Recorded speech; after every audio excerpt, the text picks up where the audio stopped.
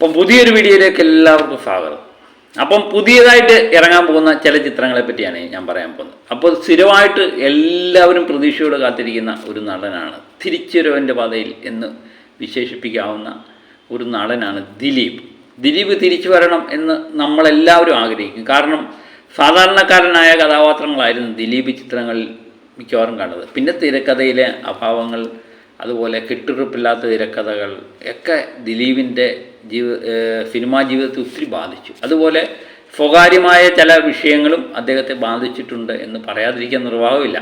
അങ്ങനെ ദിലീപ് ഒരു തിരിച്ചുവരവിൻ്റെ പാതയിലാണോ എന്ന് ചോദിച്ചു കഴിഞ്ഞാൽ നിശ്ചയമായിട്ടും ആണ് എന്ന് ഈ ചിത്രത്തിൻ്റെ ടീസറൊക്കെ കാണുമ്പോൾ എനിക്ക് തോന്നി. പ്രിൻസ് ആൻഡ് ദി ഫാമിലി എന്ന് പറയുന്ന ചിത്രം, പഴയ കാലത്തെ ദിലീപിൻ്റെ ചില ഭാവങ്ങൾ ഈ ചിത്രത്തിൻ്റെ ടീസറിലും ട്രെയിലറും ഒക്കെ നമുക്ക് കാണാൻ പറ്റുന്നുണ്ട്.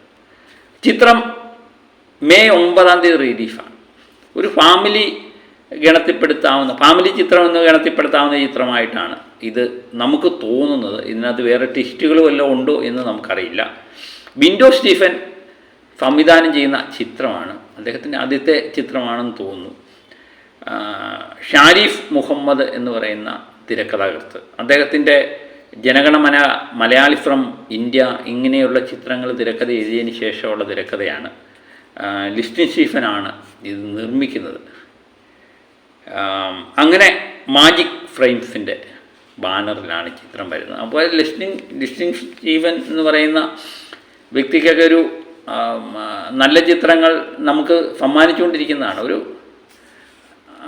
നല്ല തിരക്കഥയും അതുപോലെ നല്ല രീതിയിൽ സിനിമ എടുക്കാൻ കഴിയുന്ന നിർമ്മാതാവ് തന്നെയാണ്. അതൊരു പ്രതീക്ഷ നൽകുന്ന ഘടകമാണ്. അതുപോലെ നവാഗത സംവിധായകർ പലരും അവരുടേതായ കോൺട്രിബ്യൂഷൻ ഇതിനകത്ത് നൽകുന്നുണ്ട്. പല ചിത്രങ്ങളിലും നവാഗത സംവിധായകർ തന്നെയാണ് ഇപ്പം മികച്ചു നിൽക്കുന്നത്.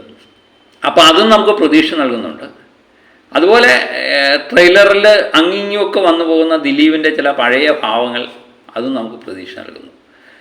സാധാരണ ഒരു കഥയായിട്ടാണ് എനിക്ക് തോന്നിയത് അത് കണ്ടപ്പം. ചിത്രം കണ്ടില്ല, ട്രെയിലറൊക്കെ കണ്ടപ്പം. പ്രായം കഴിഞ്ഞിട്ടും കല്യാണം കഴിക്കാതെ നിൽക്കുന്ന ചിലപ്പം ചൊവ്വാദോഷം ആകാം, അല്ലേ? ചൊവ്വാദോഷത്തിൻ്റെ പേരിലാകാം. അങ്ങനെ അത് പുള്ളിയെ കല്യാണം കഴിപ്പിക്കാൻ, വീട്ടുകാരെ കല്യാണം കഴിപ്പിക്കാൻ വേണ്ടി നടത്തുന്ന ചില പരിശ്രമങ്ങളായിരിക്കാം. ചിലപ്പം ധ്യാൻ ശ്രീനിവാസനുണ്ട്, മഞ്ജു പിള്ളയുണ്ട്, ഉർവശിയുണ്ട്, ബിന്ദു പണിക്കരുണ്ട്. ഇവരൊക്കെ ഒരുപക്ഷെ സഹോദരങ്ങളായിരിക്കാം. സിദ്ദിഖുണ്ട്. അപ്പോൾ അവരുടെ കുടുംബത്തിൽ നടക്കുന്ന കല്യാണം കഴിക്കാതെ പ്രായം കഴിഞ്ഞ് നിൽക്കുന്ന ഒരു വ്യക്തിയെ കേന്ദ്രീകരിച്ച് തന്നെ ആയിരിക്കാം ഈ കഥ പോകുന്നത്.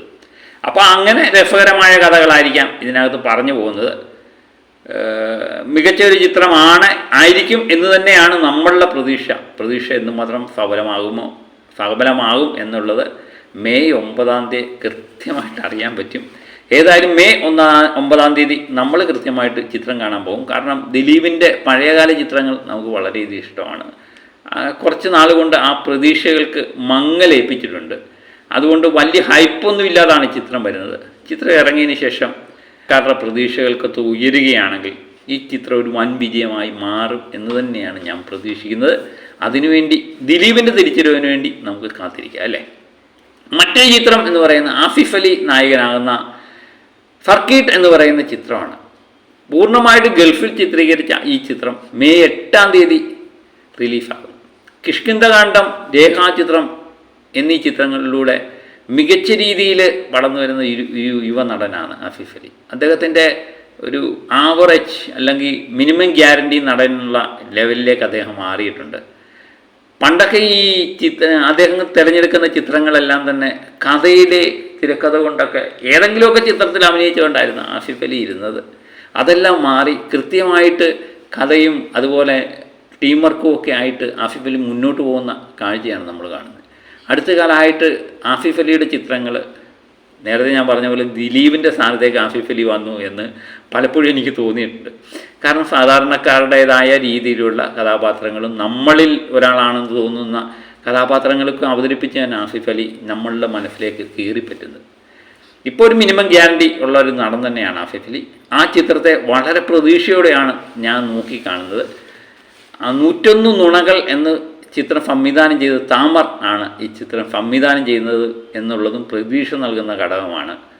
കാരണം അദ്ദേഹത്തിൻ്റെ 1001 നുണകൾ എന്ന് പറയുന്ന ചിത്രം പ്രേക്ഷക പ്രശംസയും നിരൂപക പ്രശംസയൊക്കെ പിടിച്ചു വാങ്ങിയ ചിത്രമാണ്. കാരണം പ്രേക്ഷക പ്രശംസ കിട്ടുമ്പം നിരൂപക പ്രശംസ കിട്ടണമെന്നില്ല.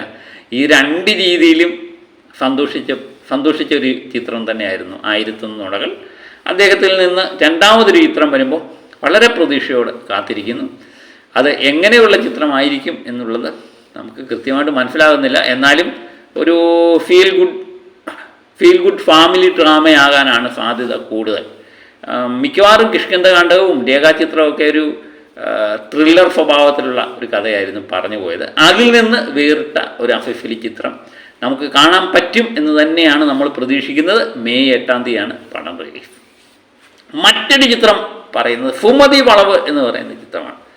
ഈ ഫുമതി വളവിനെ പറ്റി ഓർക്കുമ്പം തന്നെ നമുക്ക് പേടിപ്പെടുത്തുന്ന രംഗങ്ങളൊക്കെ ആയിരിക്കും.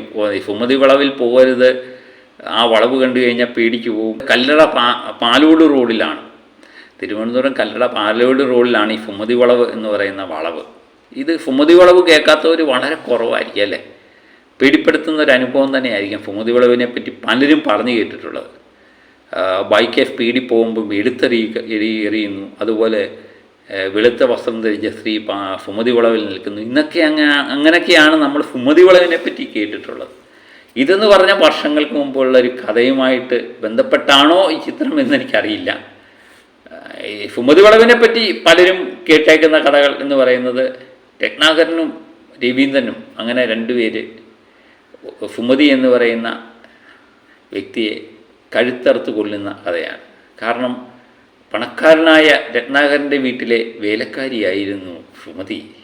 പഴയ കഥകളിലൊക്കെ ഇങ്ങനെയാണ്. അവിടെ പിന്നെ രത്നാകരനും ഫുമതിയും തമ്മിൽ സ്നേഹത്തിലാകുന്നു, ഗർഭിണിയാകുന്നു.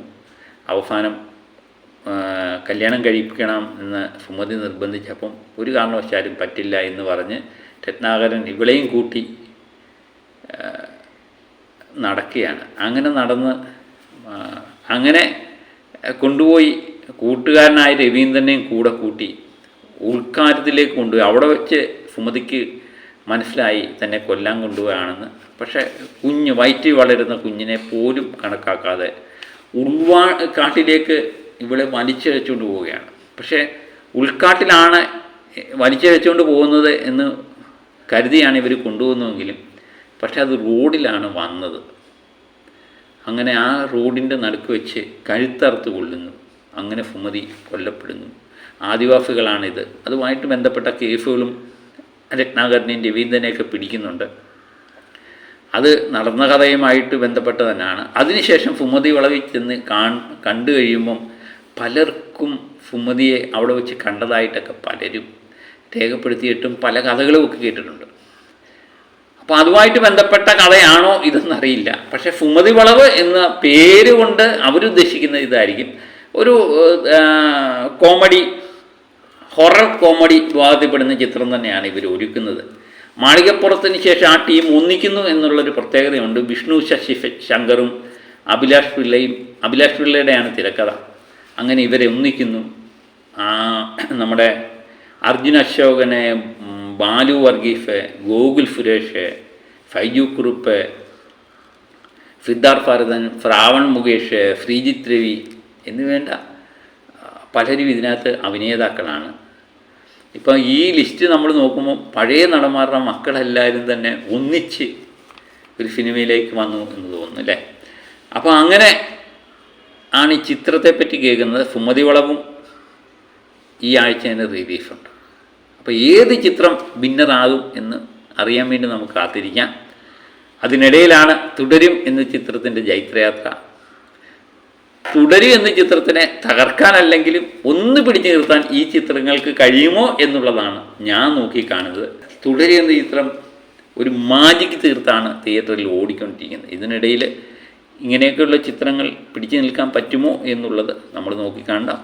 ഏതായാലും ഒരു കാര്യം ഉറപ്പുണ്ട്, ഏത് ചിത്രങ്ങൾ ഇറങ്ങിയാലും പ്രേക്ഷകരുടെ നല്ല ഹൈപ്പ്, പ്രേക്ഷകരുടെ നല്ല രീതിയിലുള്ള പിന്തുണ കിട്ടുവാണെങ്കിൽ, നല്ല ചിത്രം എന്നുള്ള ലേബൽ കിട്ടുകയാണെങ്കിൽ വിജയിച്ചു പോകും കേട്ടോ.